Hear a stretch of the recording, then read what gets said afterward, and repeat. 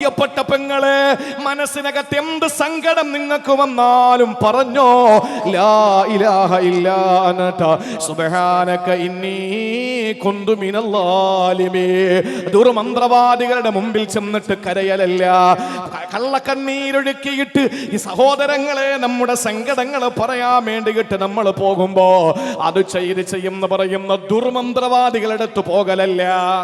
എന്ന് പറഞ്ഞാൽ ഞാനൊരു മുജാഹിദാണെന്ന് നിങ്ങൾ കരുതി പോണ്ട. നല്ല മന്ത്രവാദിമാരുണ്ട്, പൊയ്ക്കോ.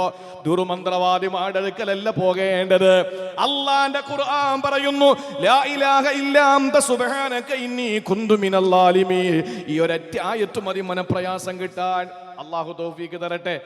ഈ ഖുർആന്റെ ആയത്തും തോളിൽ വെച്ചുകൊണ്ട് പോകുന്ന ഒരുത്തനെ സങ്കടപ്പെട്ട് സിഗരറ്റും വലിച്ച് കള്ളും കുടിച്ച് മൂലക്കിരിക്കുന്നത് കാണുമ്പോൾ അജബുത്തു, എനിക്ക് അത്ഭുതമാണെന്ന് പറയുന്നത് ഒരു വലിയ മഹാനാണ്. ഇതൊക്കെ പഠിച്ചു വെച്ചിട്ട് നമ്മൾ എന്താ ചെയ്യുക? സങ്കടം വരുമ്പോ നേരെ പോകുന്നു. എവിടെയാ? പിന്നെ എന്താണ്, ശങ്കരമംഗലം അല്ലെ? ശങ്കരമംഗലം അല്ലേ കടപ്പുറം ഉള്ളത്? നീണ്ടകര. അവിടെ കടപ്പുറം ഇല്ല? നീണ്ടകര.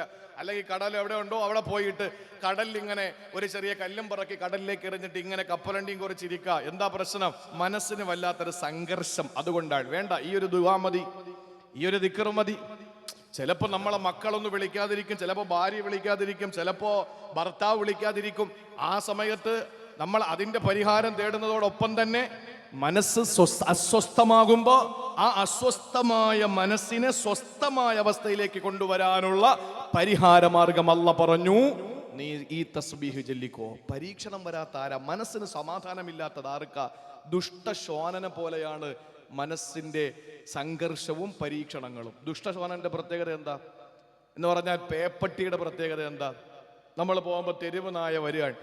ആ തെരുവ് നായ, നമ്മൾ പേടിച്ചു എന്ന് ആ നായ മനസ്സിലാക്കിയാലുണ്ടല്ലോ, നമ്മൾ പേടിച്ചെന്ന് നായ മനസ്സിലാക്കിയാൽ നമ്മളെ കൂടെ വരും. അത് നമ്മൾ ഓടിച്ചിട്ട് കടിക്കും. നേരെ മറിച്ച് നിങ്ങളൊന്ന് ഒരു ചെറിയ ഒരു ടെസ്റ്റ് ഡോസ്, പട്ടി കടിക്കാൻ വരുന്ന സമയത്ത്, നായ ആക്രമിക്കാൻ വരുന്ന സമയത്ത് തിരിഞ്ഞു നിന്നിട്ട് മുണ്ടും മടക്കി കുത്തിട്ട് കാണട്രാന്ന് പറഞ്ഞു നോക്ക്, ആ പട്ടി അപ്പോഴേക്ക് ഓടും. ഇതുപോലെയാണ് മനപ്രയാസം. നമ്മൾ എത്രത്തോളം സങ്കടപ്പെട്ടിരിക്കുമോ നമ്മളെ വീണ്ടും സങ്കടത്തിലേക്കാക്കിക്കൊണ്ടിരിക്കും.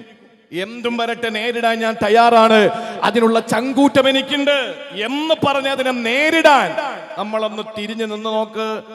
പ്രയാസം വന്ന വഴി അങ്ങ് പോകും.